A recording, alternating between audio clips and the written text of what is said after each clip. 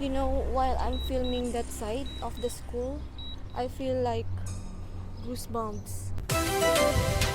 Hi.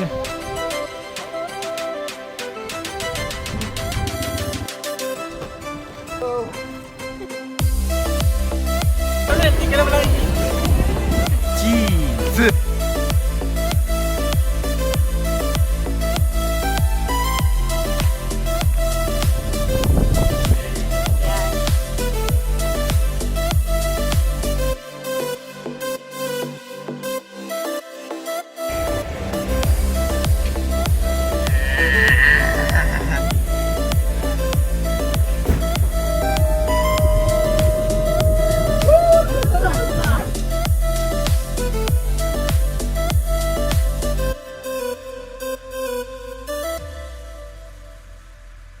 Welcome back to our channel.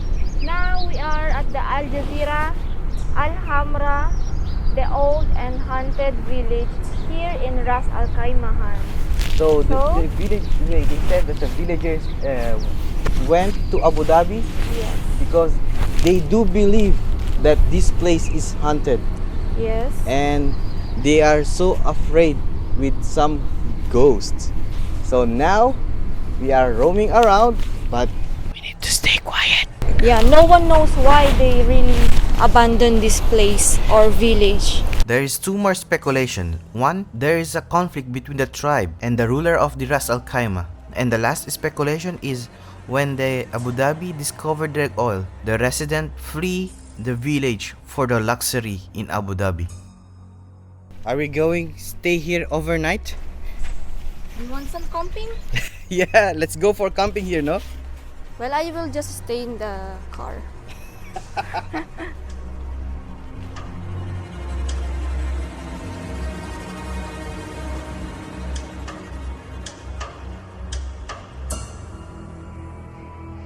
Just imagine, this village was full of life before, and now it's so very sad to have it like a ghost town now.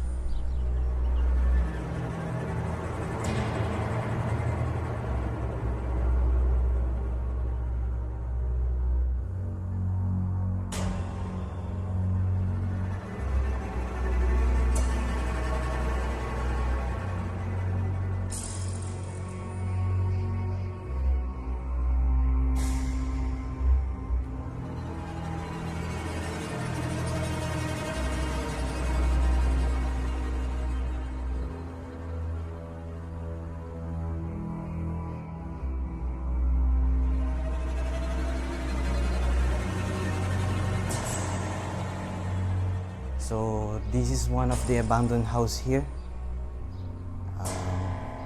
Just imagine, what is the house gonna tell the story of the family that was living here before?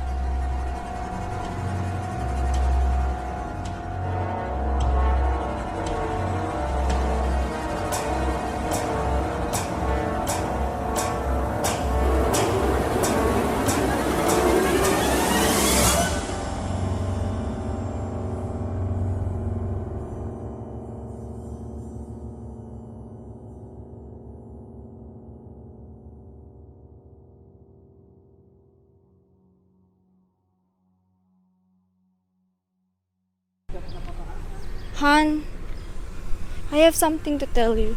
What? You know, while I'm filming that side of the school, I feel like goosebumps.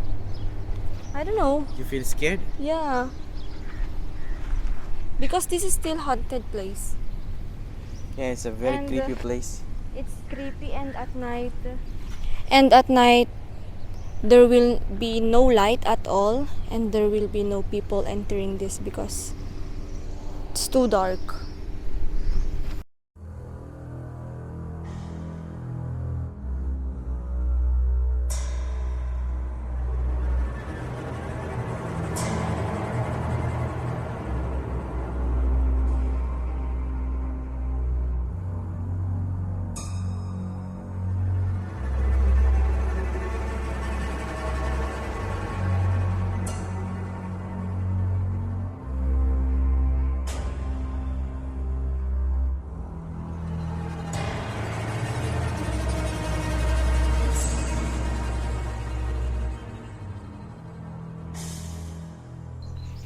Kim is so scared.